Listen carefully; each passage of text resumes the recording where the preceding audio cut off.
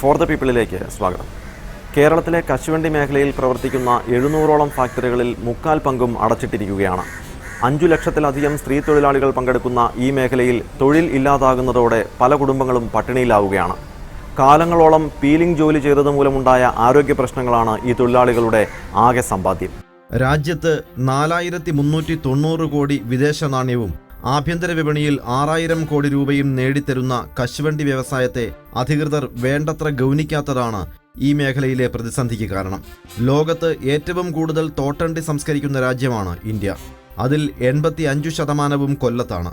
കേരളത്തിലെ 800ഓളം ഫാക്ടറികളിലായി 5 ലക്ഷത്തിലധികം തൊഴിലാളികൾ പണിയെടുത്തിരുന്നു. പൊതുമേഖലാ സ്ഥാപനമായ കാഷ്യൂ ഡെവലപ്മെന്റ് കോർപ്പറേഷന്റെയും കാപെക്സിന്റെയും 99% ഫാക്ടറികളും കൊല്ലത്താണ്.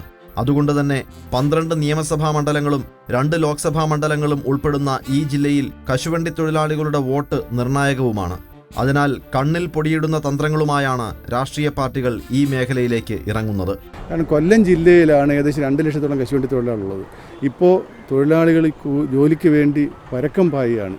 മിക്കവാറും എല്ലാ സ്വകാര്യ ഫാക്ടറികളും അടഞ്ഞു കിടക്കുകയാണ്. അതുപോലെ കാഷ്യൂ കോർപ്പറേഷൻ ഫാക്ടറി അടഞ്ഞു കിടക്കുകയാണ്. ഈ രീതിയിൽ ഇവിടെ തൊഴിലില്ലായ്മ അല്ലെങ്കിൽ ഇതുമൂലമുള്ള തൊഴിൽ പ്രതിസന്ധി രൂക്ഷമായിരിക്കുക. കശുവണ്ടി വ്യവസായം അടക്കം പരമ്പരാഗത വ്യവസായങ്ങളെല്ലാം സർക്കാരിൻ്റെ സഹായത്തോടെ മാത്രമേ നടത്തിക്കൊണ്ട് പോകാൻ ഒക്കൂ. ഇപ്പോൾ ഇന്ത്യ രാജ്യത്ത് തൊഴിലുറപ്പ് പദ്ധതിയില്ലേ? രാജ്യത്ത് കോടിക്കണക്കിന് തൊഴിലാളികൾക്ക് തൊഴിൽ ഉറപ്പ് വരുത്തുന്ന പദ്ധതിയാണത്. സർക്കാർ കാശ് ചിലവാക്കുകയാണ്. അതേപോലെ സർക്കാർ അല്പം പൈസ ചിലവാക്കി കേരളത്തിലെ ലക്ഷക്കണക്കിന് പരമ്പരാഗത മേഖല തൊഴിലാളികൾക്ക് തൊഴിൽ ഉറപ്പാക്കാനുള്ള മനസ്സ് കാണിക്കണം. അത് കേരളത്തിലെ സർക്കാർ കാണിച്ചാൽ ഈ പ്രശ്നം പരിഹരിക്കും. ഇന്ന് അധികാരികൾ ഈ വ്യവസായത്തെ ഒട്ടും തന്നെ ശ്രദ്ധിക്കുന്നില്ല, വേണ്ടത്ര പരിഗണന കൊടുക്കുന്നില്ല. കേരളത്തിൽ ഏതാണ്ട് 775ഓളം കശുവണ്ടി ഫാക്ടറികളുണ്ട്. ഏതാണ്ട് 3 ലക്ഷത്തോളം തൊഴിലാളികളെന്ന് ഉദ്ദേശിക്കുമ്പോൾ സ്ത്രീ തൊഴിലാളികളാണ് 99%. അധികാരികളുടെ ഈ രംഗത്തോടുള്ള ഈ കശുവണ്ടി വ്യവസായത്തോടുള്ള അവഗണന മൂലം ഈ വ്യവസായവും ഏതാണ്ട് അസ്തമിച്ച നിലയിലാണ്. ഇന്ത്യയിൽ ഏറ്റവും കൂടുതൽ കശുവണ്ടി ലഭിക്കുന്നത് മഹാരാഷ്ട്രയിലാണ്. 2,23,000 മെട്രിക് ടൺ. ആന്ധ്രാപ്രദേശ്, ഒറീസ എന്നീ സംസ്ഥാനങ്ങളാണ് കശുവണ്ടി ഉൽപ്പാദനത്തിൽ തൊട്ടു പിന്നാലെ ഉള്ളത്. 2001 വരെ 1-ാം സ്ഥാനത്ത് നിന്നിരുന്ന കേരളം ഇപ്പോൾ 4-ാം സ്ഥാനത്താണ്.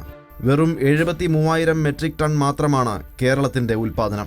ഫെബ്രുവരി മുതൽ ഏപ്രിൽ വരെയുള്ള 3 മാസങ്ങളാണ് കേരളത്തിലെ വിളവെടുപ്പ് കാലം.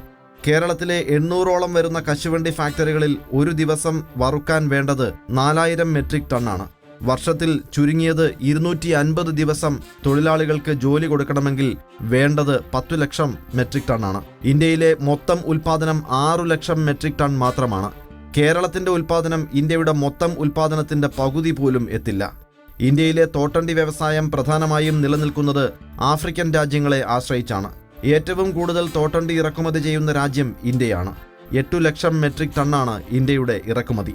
പ്രധാനമായും Ivory Coast, Ghana, Nigeria, Tanzania, Benin, Guinea Bissau എന്നീ രാജ്യങ്ങളിൽ നിന്നാണ് ഇറക്കുമതി. എല്ലാ രംഗത്തെയും പോലെ ഇവിടെയുമുണ്ട് കമ്മീഷൻ ഏജന്റ് എന്ന ബ്രോക്കർമാർ. ഔദ്യോഗികമായും അല്ലാതെയും ഏതാണ്ട് 250-ലധികം ഇടനിലക്കാരാണ് ഈ മേഖലയിൽ പ്രവർത്തിക്കുന്നത്. മുഴുവൻ വിലയുടെ 0.5% ഇവരുടെ കമ്മീഷൻ. അന്താരാഷ്ട്ര മാർക്കറ്റിൽ തോട്ടണ്ടിയുടെ വില നിയന്ത്രിക്കുന്നത് ഈ ഇടനിലക്കാരാണ്. ചുരുക്കത്തിൽ യഥാർത്ഥ കർഷകന് കിട്ടുന്നത് തീരെ തുച്ഛമായ വിലയാണ്.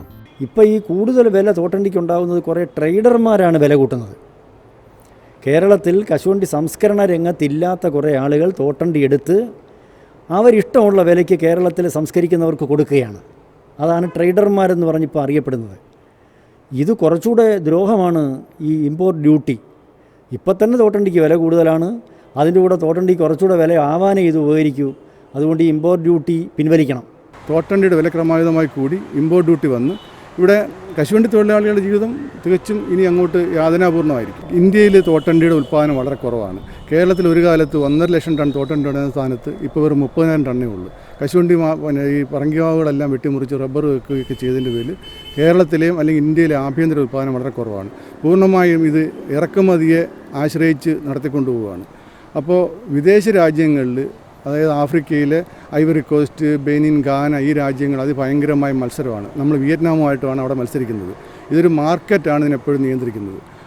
ആ രീതിയിൽ വളരെ ക്രമാതീതമായി തോട്ടൻ്റെ വില കൂടിയതും ഇവിടെ ഈ കേരളത്തിൽ ഇതിൻ്റെ ഉൽപ്പാദന ചിലവായിട്ടുള്ള കൂലി കൂടിയതും ഈ ഡ്യൂട്ടിയും കൂടെ ആയപ്പോഴത്തേക്ക് ഇത് അന്താരാഷ്ട്ര മാർക്കറ്റിലെ പരിപ്പ് വിലയായിട്ട് താരതമ്യം ചെയ്യുമ്പോൾ നമുക്ക് നടത്താൻ പറ്റാത്ത അവസ്ഥയാണ്. അപ്പോൾ കശുവണ്ടി തൊഴിലാളികളുടെ ജീവിതത്തിൽ ഇത് കാര്യമായി ബാധിക്കും.